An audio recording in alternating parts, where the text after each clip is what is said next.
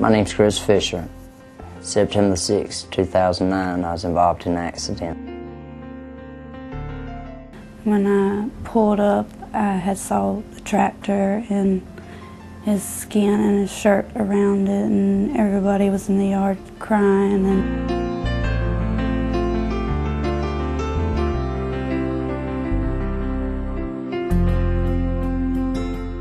I don't know who done it, but whoever gave me that blood saved my life. So I owe you a thank you. And you know, you don't know what a donation of blood will do for someone. I've got 2 small kids, and I wouldn't be here for today if whoever it was, I mean, it was several people, because you take one person donating blood, you know, you can't do but so much. We need more people to help donate and help out the American Red Cross. I've probably donated 3 or 4 times. My fiance, she's probably donated 3 or 4 times, but no, had no idea that this was such a big deal. it's important too, because in just a few seconds of your life could change dramatically. In a few seconds you couldn't be here, or you could be in Chris's position.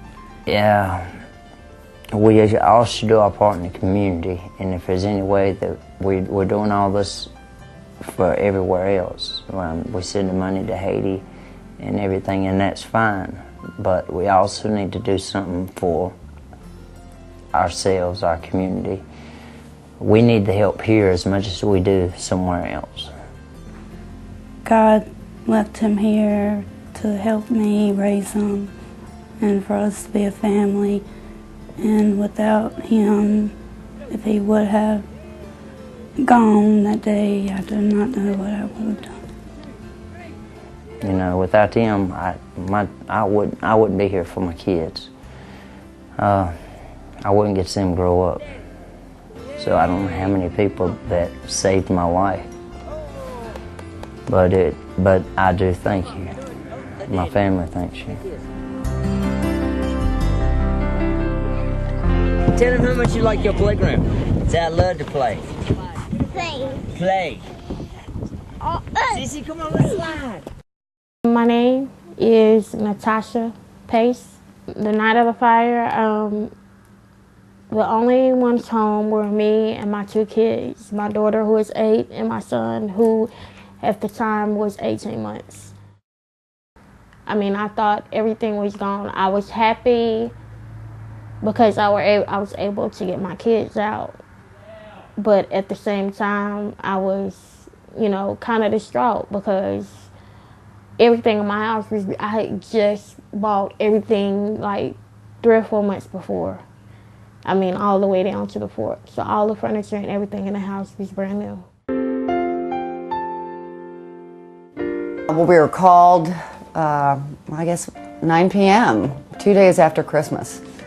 And we arrived to absolute devastation, you know, as is always the case with house fires. He was like, Tasha, just calm down and you just wait right here for the Red Cross. And I'm looking at him like, the Red Cross for what? We're not hurt. There's nothing wrong with us. What are they coming for? I was like, so I have to, I mean, nobody told me exactly what the Red Cross was for in the beginning. We're just there to help provide comfort, to help provide, you know, immediate assistance, to help the first steps of rebuilding from, you know, a complete, you know, tragedy. First order of business is, you know, to make sure you get you find out who the client is. That's the most important. And then just go through the process of, okay, what's the best way to help them? Whether it's give them blankets, whether it's give them comfort kits, whether it's give them a hug, whether it's sit down and cry with them, you know, whether it's sit down and get documentation so we can, you know, financially assist them. I pretty much called them like my knight in shining armor, because instead of a white horse, it was a white van. And they pulled up, and it was like they they jumped out like a rescue team. And that was like the first time I smiled that whole night, because I'm looking like, at first I'm thinking we had to go stay with somebody with no clothes. My son had no Pampers, no food, nothing. No coats, not even a pair of shoes to put on our feet. And when she expressed to me that this money was for this, all I can do was look at her and just smile. Like,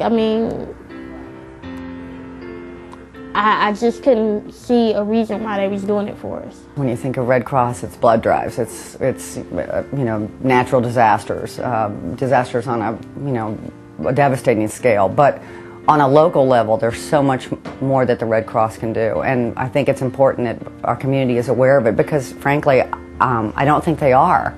I wasn't. When you donate to the Red Cross, you have to think of all the aspects of the Red Cross. Don't just think of natural disasters or major disasters or whatever. You have to think of home, I guess you would say. You have to think of home. To the beach, hon? Who would you have to turn to if something, because it could happen to anybody. I was one that said it couldn't happen to me. But who would you turn to if your house were gone tomorrow? The Red Cross are the ones that's going to come help you. And you have to donate, because we need the Red Cross for people, for people at home.